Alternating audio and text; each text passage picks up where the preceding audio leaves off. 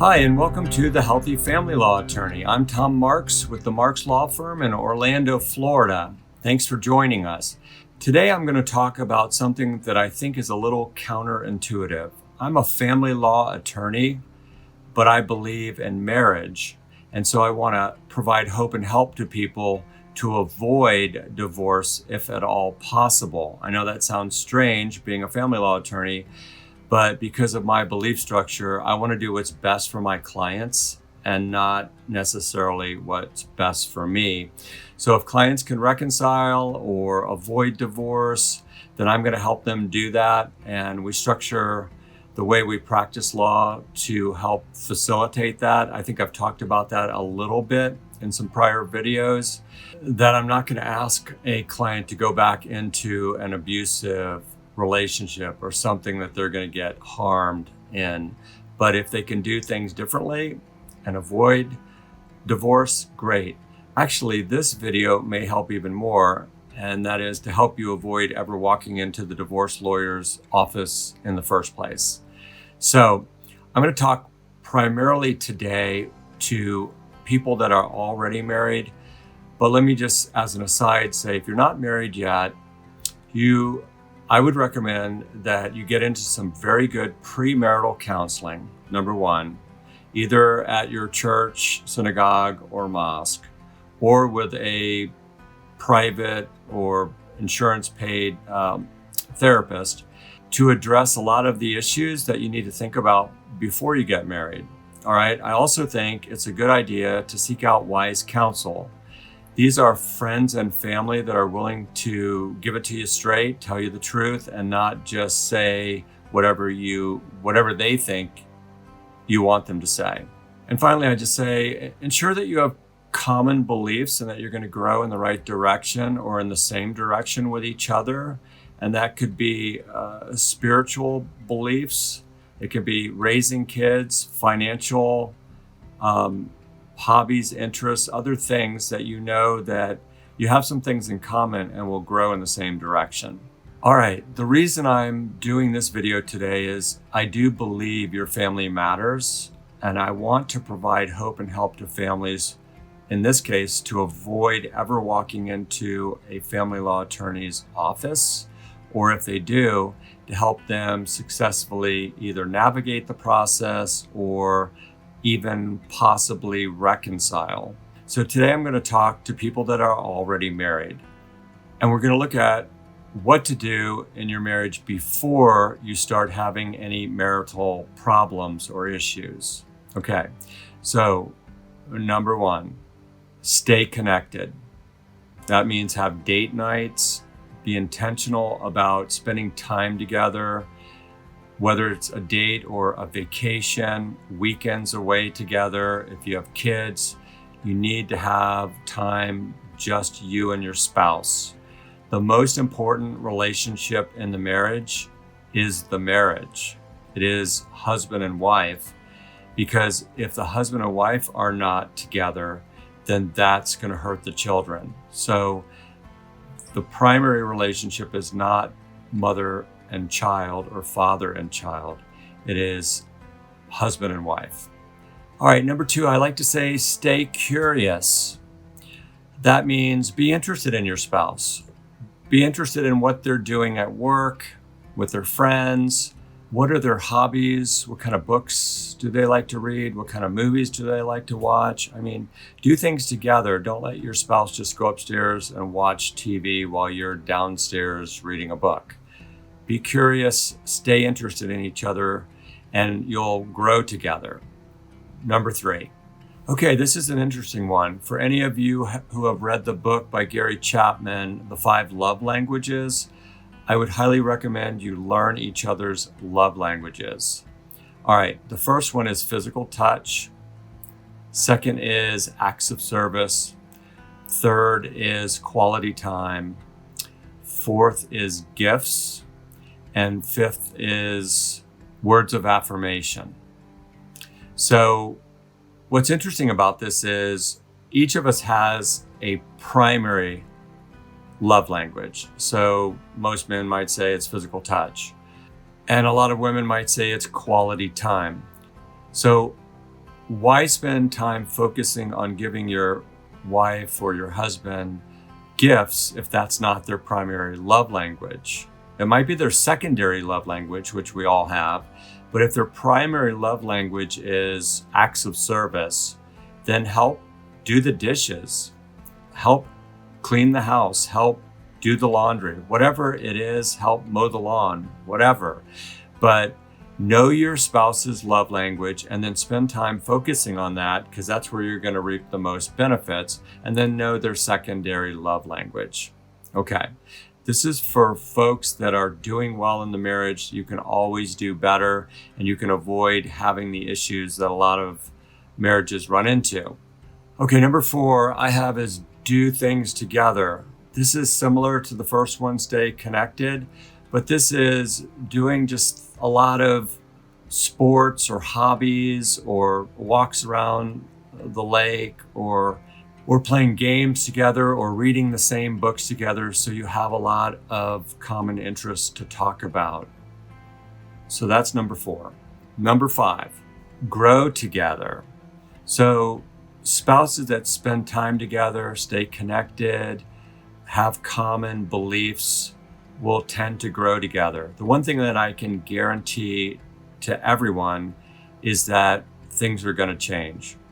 It's in a marriage, it's with kids, they go through developmental stages, marriages go through stages. Some people joke and say, I heard somebody say one time, I've been married to 5 different men the entire time I've been married to my husband.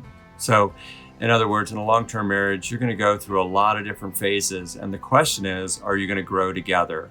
So do you have a common belief system? If you guys believe in the same spiritual or biblical principles and truths, then those are everlasting. Those will not change, and those will be unifying for you and your spouse.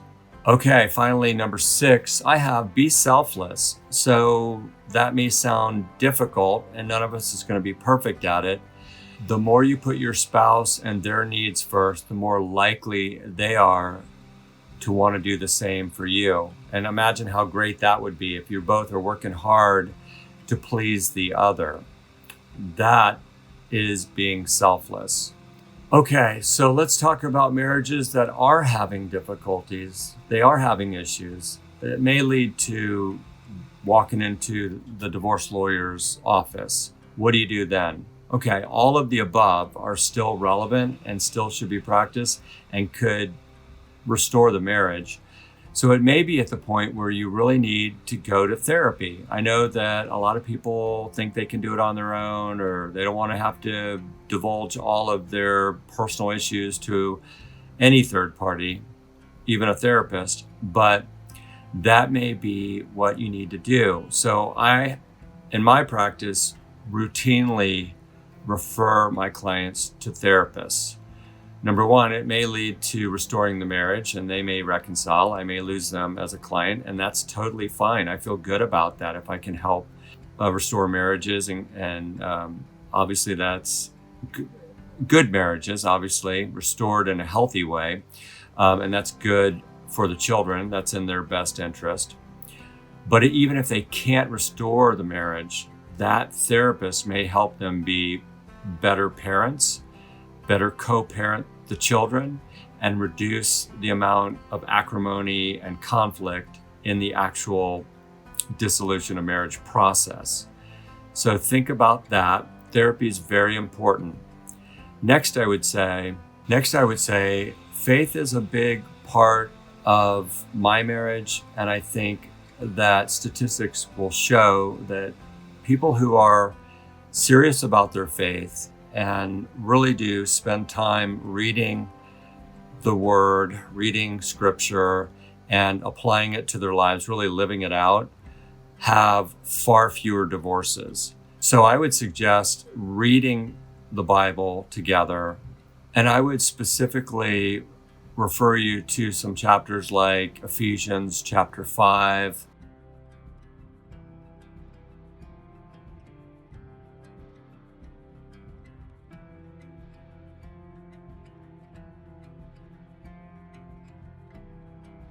and I think they're incredibly helpful.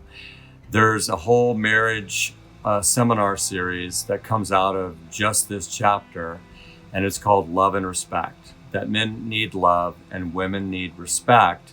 So if a wife feels unloved, she will withhold respect from her husband.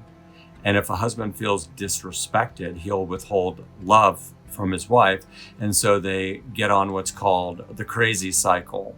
And then it takes one of them or both, but at least one to be mature enough to say, hey, this is what's going on. Let's get off this crazy cycle and let's work on the marriage. So therapy is important. Faith is important. And finally, I would say personal growth and development, a willingness to change, a willingness to be introspective, a willingness to see yourself for who you really are. I've heard some people say that marriage was never intended to make you happy. It wasn't intended to fill all of your needs. It's the book actually said, your wife is like a full-length mirror reflecting back to you who you really are.